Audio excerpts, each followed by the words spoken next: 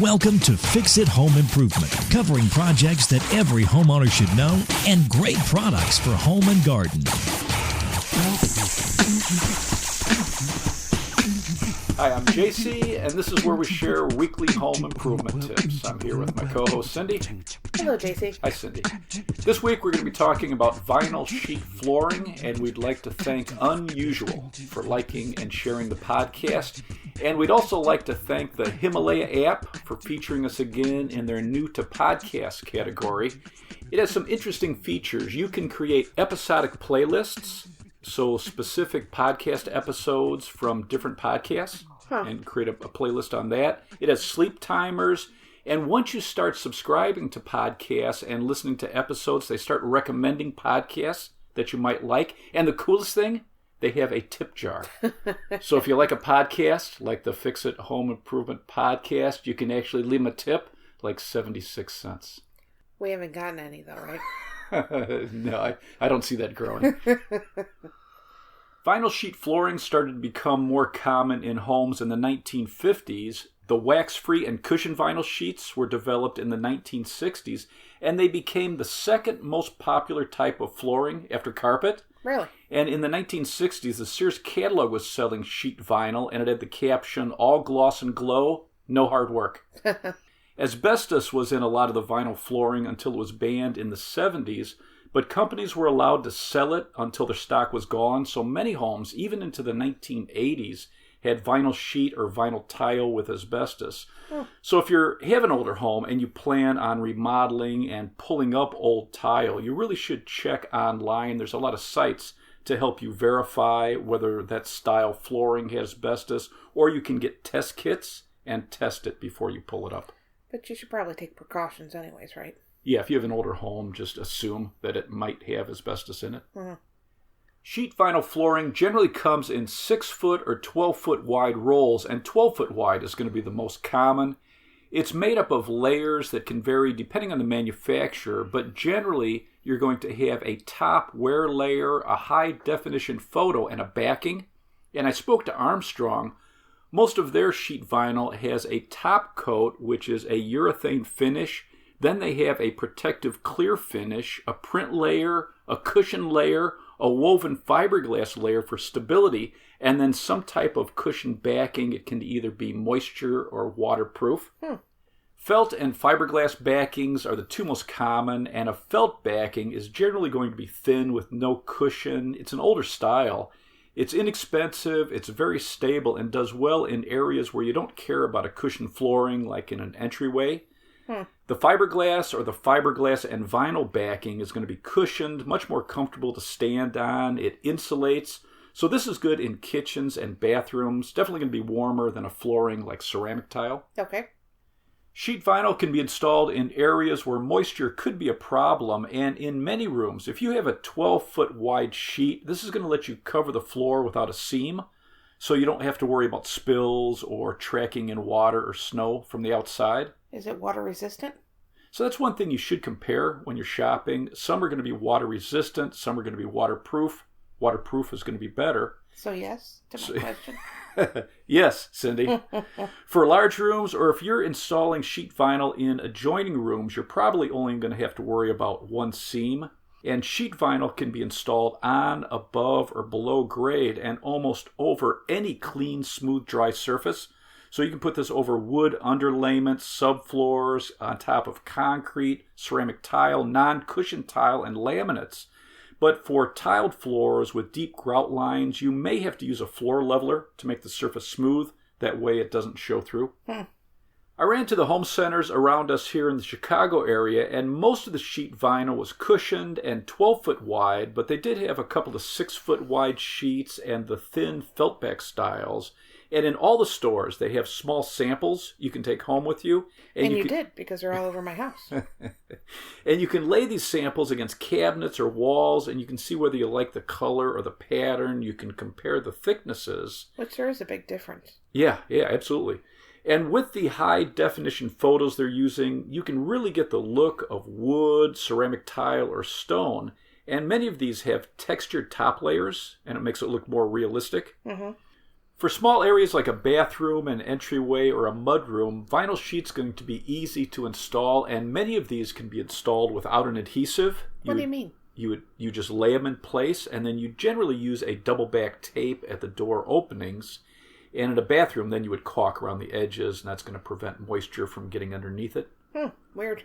For large rooms like a kitchen, if you haven't installed vinyl sheet before, it can be more challenging than tile or plank style flooring, because that roll is going to be very heavy, and if you're making a lot of cuts around corners or objects, you need to make a very precise template, or you're going to cut your sheet slightly bigger than the shape you need, and then you need to get it in place without tearing it or damaging it. But the cost of sheet vinyl can be quite a bit lower than many types of flooring, so if you plan on having a professional install it for you, you can get a really good deal on a lot of these, and so it's going to lower your overall cost. So like if you plan on moving? Yeah, if you're remodeling your house to upgrade it before you sell, this is really a nice choice. And some of these really have a great look and pretty long warranties. When you're shopping for vinyl sheet flooring, compare the thicknesses. It's usually going to be measured in millimeters, like 1.39 or 2.54. In general, the thicker it is, the more durable it's going to be. Although I did see some thicknesses that were measured in mils, M-I-L-S, which is thousandths of an inch, and gauge, which is mils times 100. So 120 gauge is 1.2 mil. So when you're comparing the overall thickness, look at any transitions to flooring in adjoining rooms or thresholds and doorways. You want the heights to match as close as possible between your rooms and be lower than your thresholds. Okay. Compare the wear layer, and this is the most important protection for your flooring. It's going to help prevent scratches, tears, and indentations. And this is usually going to be measured in mils, but I spoke to Tarkett Flooring. It's T-A-R-K-E-T-T, and their wear layers are measured in millimeters. So they suggested looking for around 10 mil for low traffic, 14 mil for medium traffic, and 20 mil for heavy traffic. Shaw Flooring, it's S-H-A-W, recommends a wear layer around 6 mil for low traffic, 12 mil for moderate, and 20 mil for heavy traffic, or if you have a lot of kids and pets. Most of the sheet vinyl is going to have a urethane wear layer, but I spoke to Armstrong, and they said some low traffic wear layers are going to be vinyl, or they're called vinyl no-wax. A urethane wear layer is going to be a step up. It's going to be more resistant to scuffing and scratches. Enhanced urethane is even more durable, and Armstrong's toughest wear layer is called Diamond 10. Are you supposed to wax these or not? No wax. My grandma used to make me wax our sheet flooring. Really? So she was just doing it to torture me or what? Punishment, man. The reps I spoke to said the wear layer and the warranty are the key things to compare for the best quality. And on the vinyl flooring I looked at, the warranties ranged from 1 year, 7, 10, 15, 20, 25. Some had a lifetime limited warranty for residential. That's quite a range. Yeah, so they can be pretty durable with these 25-year or lifetime warranties. And I would read and compare the warranty on the style you like. A couple I read said damage by pets isn't covered.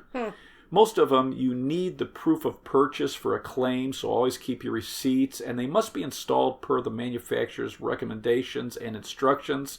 So make sure you're checking the type of adhesive and how they want you to apply it. Most of the warranties are going to cover defects, curling, ripping, scuffing, stains, and yellowing as long as the care and maintenance recommendations are followed. With some of the longer warranties, they were prorated, so any repairs or replacement, the older the flooring, the smaller percentage of what you paid is going to be reimbursed. So you should probably actually read Yeah, the absolutely. warranty. Yeah, it's interesting once you read some of this stuff. I wouldn't say interesting. Some of the most common recommendations I read for care and maintenance for sheet vinyl is take your shoes off before you come in the house. Or Can't if you do that with all flooring? Yeah, have a doormat. Because you should listen to our doormat episode too. Fantastic episode. And on that one we said make sure you have a scraper style outside and an absorbent style inside. But the inside mat, you never want to have latex or rubber on the backing because it can interact with vinyl. You want to damp mop daily for maintenance or use a microfiber floor mop. If you're washing your floor, use a pH-neutral floor cleaner. Clean up spills immediately. Use wide, non-staining plastic or felt pads underneath your furniture. Most were recommending 1 inch minimum, and if you have heavy furniture, they say it should be wider than 1 inch. Don't use soap-based detergents, which is interesting. Don't ever use abrasive cleaners or pads. Don't use a vacuum with a beater brush. No ammonia or bleach. Don't drag heavy items on sheet vinyl. And don't wear high-heel shoes, which is kind of common on a couple of these floorings. I mentioned that. Right. Don't wax your floors. And if you have wheeled chairs, use those chair mats, those big plastic chair mats underneath it. And a couple of them said don't use multi-purpose or multi-surface cleaners on vinyl flooring. Most of the vinyl sheet I saw had a cushioned back, but if you're putting the flooring in a laundry room, an entryway, or an area that you or guests aren't going to be spending a lot of time in, the felt-backed or a thin cushion can save you some money. And with the cushioned back vinyl, it's going to be more comfortable to stand on. It's going to be warmer in rooms like a bathroom, and it's also sound deadening, so if you have a room under this. You also want to compare the adhesives that are recommended, or even if they're needed. So some of these can be laid in place without an adhesive, although usually you'd want to put a double back tape in entryways or if there's transitions. Some of these can be held in place with that double back tape all around the border, and only that. There's releasable pressure-sensitive adhesives and also permanent adhesives. Good to know. Some flooring just needs adhesive around the border, and some want you to put it under the whole sheet, and you can roll it on with a short nap paint roller or trowel it on with a notch trowel, but you have to check your installation instructions. A couple of the felt back sheets I looked at, they recommended permanent adhesives and full coverage, and this is going to prevent the edges from curling and the sheet from moving. A couple of the thick fiberglass and vinyl back sheets I saw, they said they could be installed either with or without an adhesive. And when I spoke to Tarkett, they said they have a glue that can be used as a releasable or a permanent adhesive. Wow, spacey. So if you roll this onto your subfloor and allow it to dry, it becomes a pressure-sensitive adhesive. And if you roll your vinyl sheet into it while it's still wet, it becomes permanent. Wow. What do you mean by a releasable adhesive? So, I understand the words, but what does it do? So it's going to keep your flooring from shifting and keep the edges from curling. But if you ever want to replace it, it's not going to damage the subfloor. So this is really good if you have rental units and you plan on changing that flooring over time. And some of the pressure-sensitive adhesives, they can either be releasable or permanent. So if you want it to become permanent, you would roll this with a 100-pound roller, and the seams, you would have to weight them overnight. For some of the pressure-sensitive adhesives, for it to stick well, but not to be permanent, you would go over it with either a very lightweight roller or you just use a floor broom over the whole surface. If you're putting multiple sheets next to each other, so if you have 2 rooms or a main area and a smaller area, compare the pattern match, or it could be called pattern repeat and drop. It's kind of like wallpaper. So you could have a pattern repeat of like 36 inches by 48 inches and it drops a half an inch, or 39 by 39 and it drops 19 inches. Wow. So if you need to put 2 pieces together, it's probably easier if you just take all the measurements and a drawing into the flooring department. They're going to give you a hand picking an easy pattern to match and also figure out how much you'll need. Okay. Some vinyl flooring is treated to be antimicrobial, so this is good for high moisture areas. I would look for mark resistant and scratch resistant. For entryways, bathrooms, or anywhere you think your flooring might get wet, non-slip is a nice feature. And if you have active kids and pets, you want a thick wear layer and look for pet-friendly. Compare the gloss on the surface. Some low gloss finishes have a more natural look. And look for low VOC or Floor Score certification for better air quality. Floor Score is a third-party independent certification. And there's still a lot of controversy on the effects of phthalates in products, especially with children. If you have small kids that are going to be crawling or playing on vinyl flooring, I would look for phthalate-free. Okay. Why even worry about it? Yeah. Some of the disadvantages of sheet vinyl, I read a few forums where people were complaining about the smell from inexpensive sheet vinyl. That'd be a drag. Yeah, so that's another reason you should look for low VOC or look for this floor score certification. Mm-hmm. You also have to be careful with anything rubber on most vinyl flooring. It's going to cause permanent discoloring, so check your mats, small carpets, or any furniture pads. And the thin vinyl sheets can show imperfections from the subfloor over time. So you want to make sure the subfloor is smooth and there's nothing under there, no debris. If you get a tear or damage in area, you're going to need an extra piece that matches your flooring exactly for a patch. And now you have seams for moisture and traffic. So make sure you're keeping extra pieces for potential repair in the future, like when you have excess. Right. If you're going over concrete, check the moisture requirements. When I spoke to Tarkett, they said use the ASTM F1869 test for concrete. What? So it's also called the calcium chloride test. And this is going to measure the amount of moisture emitted from the surface of the concrete. So it's a container that you can purchase, and it's at a specific weight. They have a cover that you're going to put over this. You're going to take the cover off of that weighted container with the calcium chloride in it. You're going to put this plastic cover over it. You're going to tape it down to the flooring, and you're going to leave it there for 72 hours. And then you're going to uncover it. You're going to put the cap on immediately and weigh it. And this is going to tell you how much moisture is being released from the concrete. Some are going to say something like you can use sheet vinyl if it's 3 pounds per 1,000 square feet in 24 hours or 5 pounds per 1,000 square feet in 24 hours. So you need a scale for this?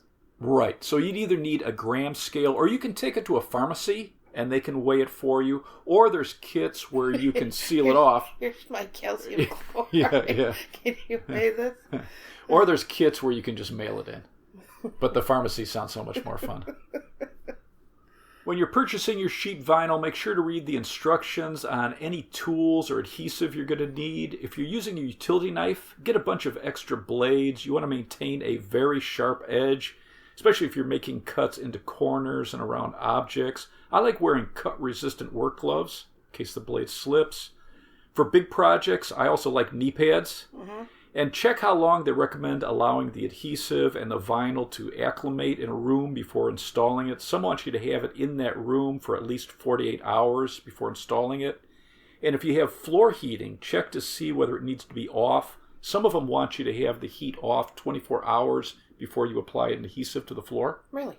If you're remodeling a home or investment property, check the installation temperatures they recommend. It usually needs to be warmer than 55 degrees Fahrenheit for the vinyl and the adhesives.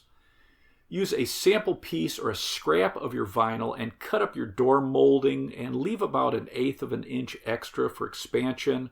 A pull saw or an oscillating multi-tool is really good for that. Remove all your quarter round or baseboard, and most sheets, they want 1/8 of an inch to 1/4 inch expansion gap all around the border. And if you're using adhesive, do they recommend a roller? If they do, what size nap do they want? A notch trowel, what size notches? And clean the floor very well. You don't want any particles, any large holes or seams in your subfloor. And if there are any gaps or holes, you'd want to fill those. Okay. Check the store you're shopping at for transitions and strips between rooms or types of flooring. And there's 2 main ways to lay sheet vinyl in a room. You can either cut it close to the size using very detailed measurements, and you want to leave about 3 inches excess on every side. Or you can create a very exact template, and so you would use builder's paper, rosin paper, craft paper, some type of stiff paper that you can use all around the perimeter and into corners. You're going to cut it around objects, and you're going to tape this all together and make a template that you would lay on top of your sheet to cut it. Mm-hmm. And I've done both, so I've cut it roughly in place and then laid it in and then tried to push it into corners and around objects to cut it, right, which is scary. And then I've also used the templates, and I prefer the template, but you've got to make sure that you're creating a very precise template. Once your flooring's in place and cut to size, if you're using an adhesive, you're going to pull back one side and then apply your adhesive. For seams, you're usually going to be using a double back seam tape and a seam adhesive, and it's going to bond the pieces together. So make sure you do your homework and get the parts before you start a project like that. In bathrooms, you want to remove the toilet or a pedestal sink. If you think you might change the bathroom sink cabinets and you're not going to keep the same size or you don't know, you could just pull everything out, put your flooring down, and then you don't have to worry about it. Because if you cut around things, let's say, for example, you cut around a toilet and fit it exactly, if you ever change that toilet in the future, there's very little chance that that footprint or the size of that base is going to be the exact same shape. And in a bathroom, caulk around the tub or shower. It's going to prevent water from getting under your flooring, and it's going to give you a nice finished edge. What are some top-rated companies? Armstrong, Tarkett, it's T-A-R-K-E-T-T, Shaw, S-H-A-W. They also make Traffic Master, and they've been around since 1946. Mannington, M-A-N-N-I-N-G-T-O-N. They've been around since 1915. And Congolium, it's C-O-N-G-O-L-E-U-M. They've been around since 1886. And when I was doing some research on some of the early ads for vinyl and linoleum flooring, they had a lot of cool ads. They've been around forever. And IVC, it's just the letters I, V, and C. Why didn't you spell Armstrong? You spelled everything else. Arm and strong. Do you have anything else to add? Vinyl sheeting flooring looks a lot better than it used to. It's low maintenance, especially if you don't have a seam. It's easy to install in entryways, small rooms, very square rooms without a lot of obstacles or corners to cut around. You should compare the thicknesses, the wear layer, and warranty. And vinyl sheets that don't require an adhesive or just a flooring type tape is going to be the easiest to install. It's going to be less expensive than most types of flooring, and a cushioned backing is going to be comfortable to stand on, and vinyl just doesn't get cold like Tyler wood, so it's going to be comfortable in cold climates. And it actually is very durable and long lasting if you get one with a thick wear layer and a long warranty. Let's wrap this up. You can subscribe to our podcast on Apple Podcasts, Google Podcasts, CastBox, Himalaya, or your favorite podcast app. If you enjoyed it, please leave us a review. You can check out our home improvement videos on our YouTube channel, Fix It Home Improvement. And you can subscribe to that as well. You can download our books, Home Improvement Solutions, What Every Homeowner Should Know, on Amazon, book 1 through 6. If you enjoyed it, please leave us a 5-star rating and review. You can email us at fixitpodcast@gmail.com. You can follow Cindy on Twitter at FixItCohost, and you can follow us now on Instagram, Fix It Home Improvement. Thank you for listening. Talk to you next week.